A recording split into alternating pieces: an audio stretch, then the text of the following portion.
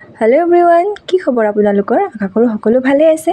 আৰু এইকেইটা দিন মই ইমানেই বেছি ব্যস্ত হৈ পৰিছিলোঁ যে ভিডিঅ' একদম দিবলৈ সময়ে পোৱা নাছিলোঁ। আৰু তাৰ মাজতে আজি ইয়াৰ কলেজলৈ যাব ওলোৱাত ভাবিলোঁ এটা ভিডিঅ'ৰ ক্লিপ লৈ থওঁ। আৰু ইয়াৰ দিনটো যেনি তেনি পাৰ হৈ গ'ল আৰু ইয়াৰ ৰাতিকা যিহেতুকে আমাৰ গাঁৱত মুকলি বিহু প্ৰতিযোগিতা আছিলে, সেই গতিকে ইয়াত দেখিছেনে লগৰ কেইজনীও আহিছে দেই ধুনীয়াকৈ সাজি কাচি। মানে আমাৰ গাঁৱৰ একদম ল'ৰা ছোৱালী গোটেইখিনি একদম ধুনীয়া ধুনীয়া সাজ পোছাক পৰিধান কৰি আহিছে, যিহেতুকে আমাৰ গাঁৱৰ বিহু আহিবই লাগিব।